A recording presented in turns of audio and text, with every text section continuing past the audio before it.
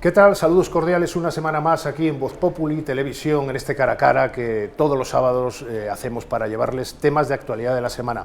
Esta semana ha sido un tema candente, por sorprendente, la enorme caída aparente, nos lo van a explicar ahora, del mercado de la vivienda, de la compraventa de vivienda en abril respecto a marzo y sobre todo respecto a abril del año anterior. Un 22% interanual, la caída de venta de vivienda, de inmuebles, vamos a decir así, y un 8% respecto al mes anterior.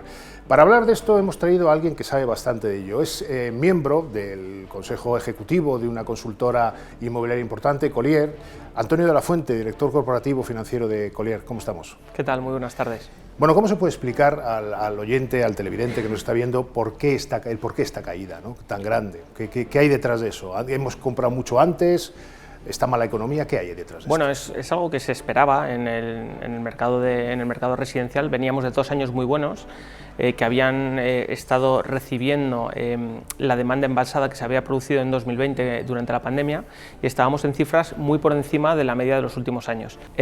Durante estos últimos 12 meses lo que hemos visto es una subida de los tipos de interés que ha provocado un incremento de las hipotecas, y eso al final lo que podíamos todos prever es que iba a afectar en el número de compraventas de viviendas. El Euribor, el famoso Euribor que nos trae a todos de cabeza cada mes, que tenemos que pagar una media de 300, 400 euros más, según las estadísticas oficiales que ahora nos contará Antonio de la Fuente. ¿Qué sectores han caído más? ¿La vivienda residencial, las oficinas? ¿Qué es lo que ha caído? Bueno, estamos en un entorno en el que la inversión institucional en el sector inmobiliario a nivel mundial está cayendo a niveles de entre el 50 y, depende de los meses que compares, el 70% de la media de los últimos años.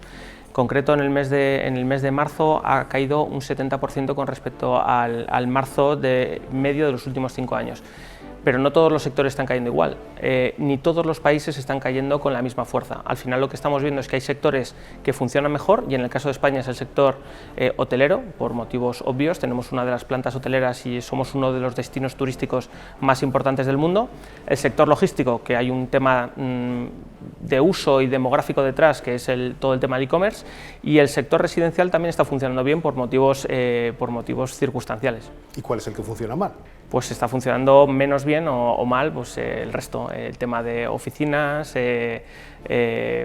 oficinas fundamentalmente, pero no exclusivamente. También está funcionando mal el comercio, todo el tema de locales comerciales, centros comerciales, etcétera. Claro, es lógico que los locales comerciales no funcionen en un momento si no de crisis económica, sí de ralentización de la economía.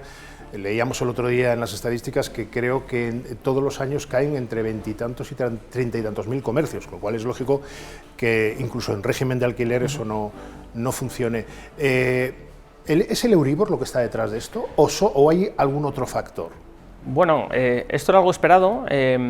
Lo que se ha producido con el incremento del Euribor, el incremento del Euribor es la consecuencia del incremento de la rentabilidad esperada de los inversores para sus inversiones en general, y eso se traslada al sector inmobiliario. Cuando se incrementa la rentabilidad esperada de los inversores, hacen que las cosas que renten valen menos. Entonces se produce un gap o un agujero o una distancia entre la oferta y la demanda.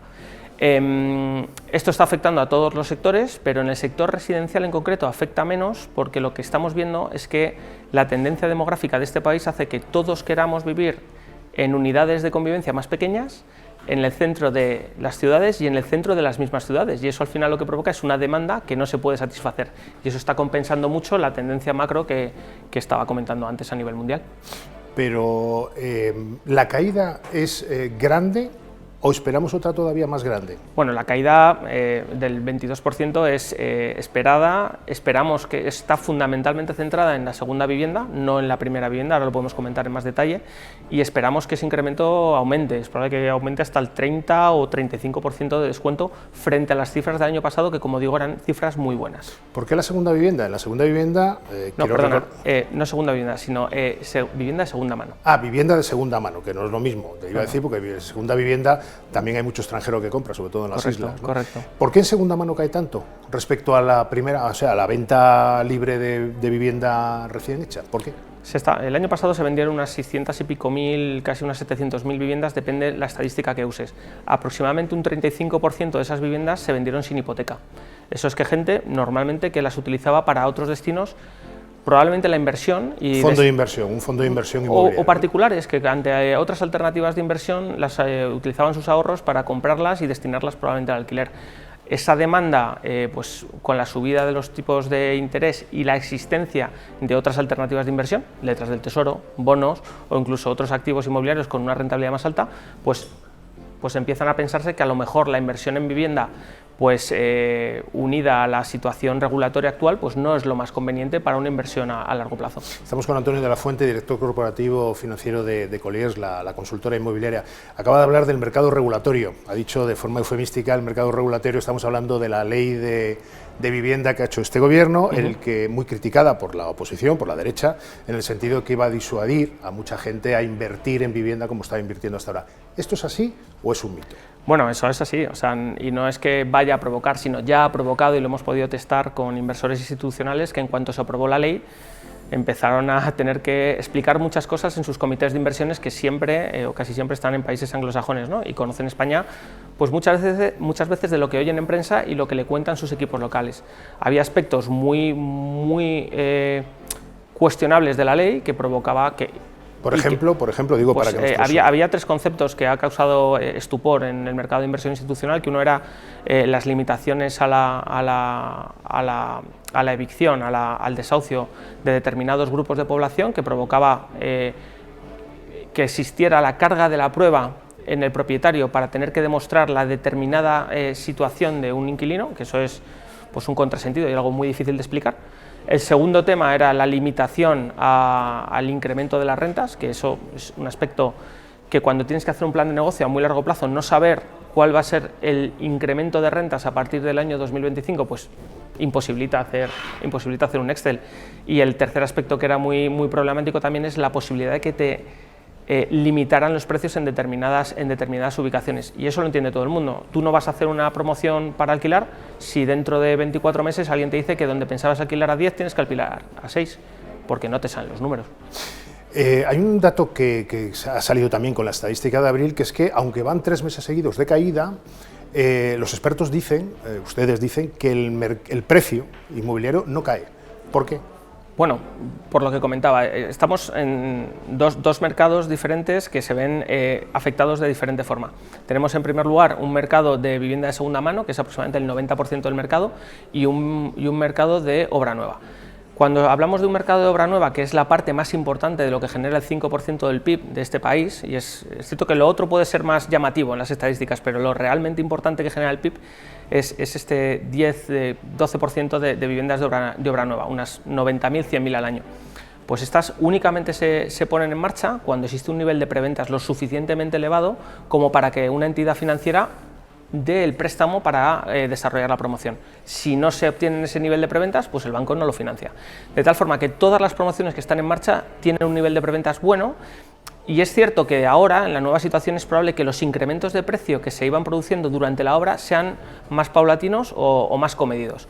Pero ahí es un mercado pequeñito, con mucha más demanda que oferta y que está sufriendo muchísimo menos. Luego tenemos el mercado de segunda mano, que es la gran parte de las estadísticas, pero lo que menos aporta al PIB. Impuestos aporta mucho, pero al PIB aporta menos, en el que normalmente las motivaciones de la gente para vender pueden estar relacionadas o no con su situación económica, pero si una persona va a intentar vender su vivienda y ve que no recibe ofertas durante un tiempo, pues puede tener la necesidad mayor o menor en función de su situación económica de bajar el precio. Ahora hay menos demanda de estas viviendas de segunda mano, y lo que hay es mayor capacidad de los compradores de esperar, no rotan las viviendas tan rápido, y eso al final pues genera menos tensión y está bajando los precios, conteniéndose los precios un poco, pero sin llegar todavía a bajar, aunque nosotros pensamos que en segunda mano acabarán bajando.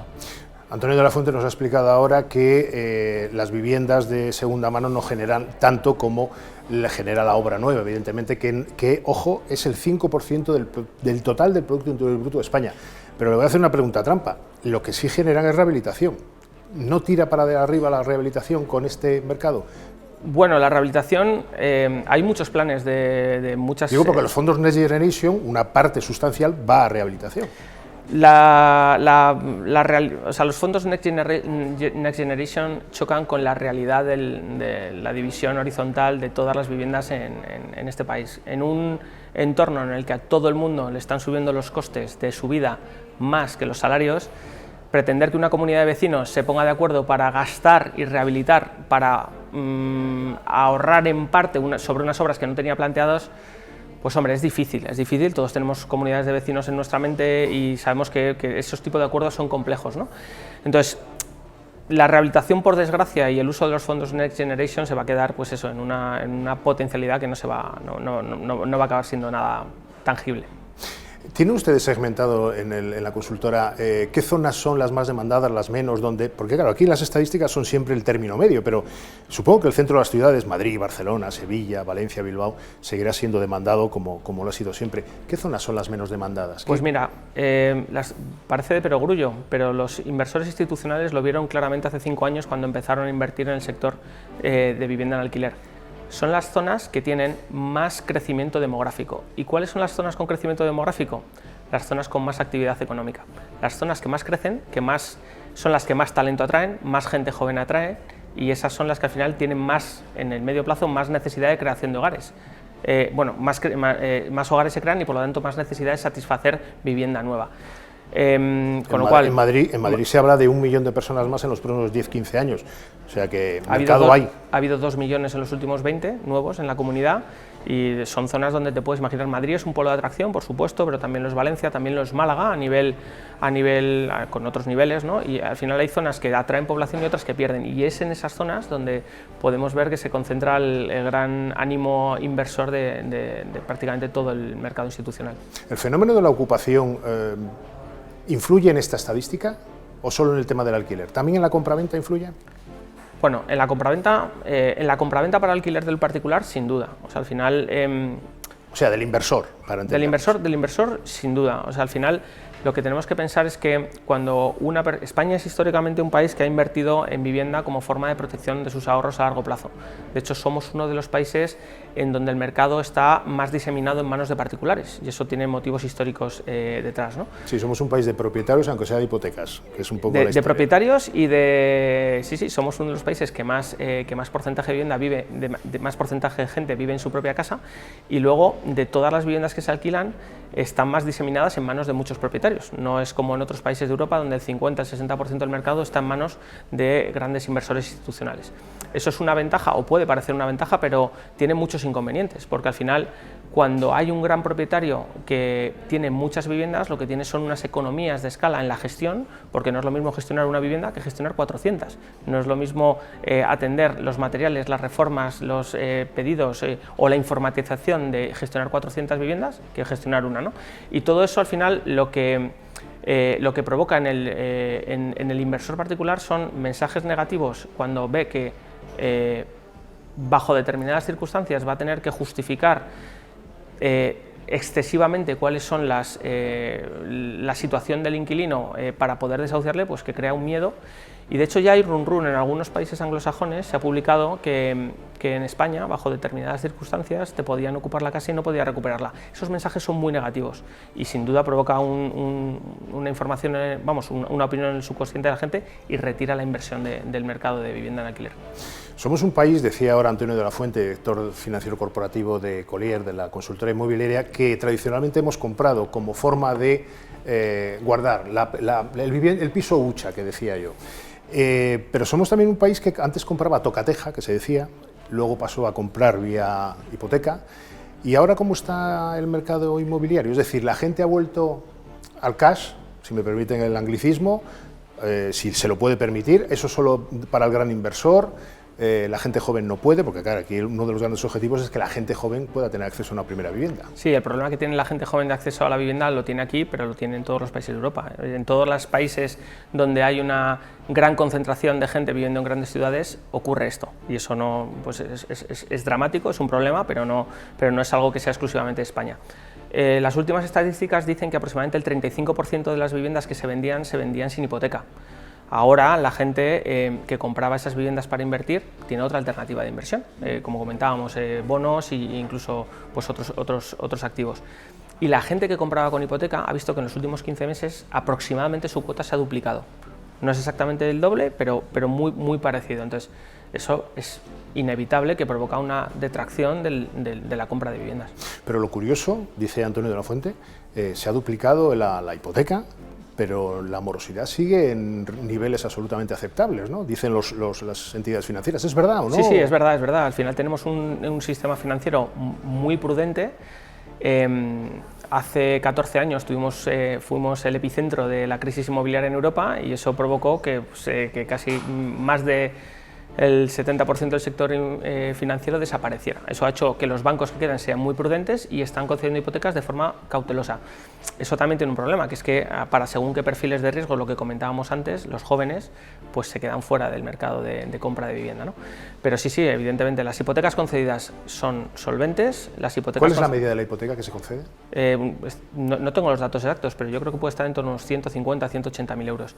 Y lo que vemos es que la gente, históricamente, siempre lo último que deja de pagar es la hipoteca de su casa.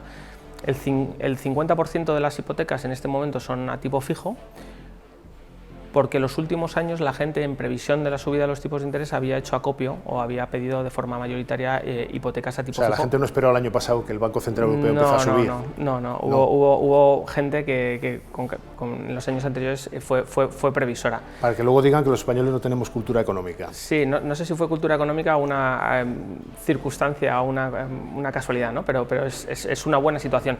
Además, el número de hipotecas que se han concedido con un ratio de endeudamiento en función del valor de la vivienda por encima del 80% es muy poquito, y todavía la tasa de esfuerzo, es decir, cuánto del total de los ingresos netos de la familia se destina a pagar la cuota de la hipoteca, todavía está en niveles muy razonables. Y subirá, lógicamente, seguirá subiendo, porque la actualización del Euribor no se produce de un día para otro, va a efecto progresivo conforme se van revisando las hipotecas, pero todavía estamos en niveles muy por debajo de los otros países de nuestro entorno.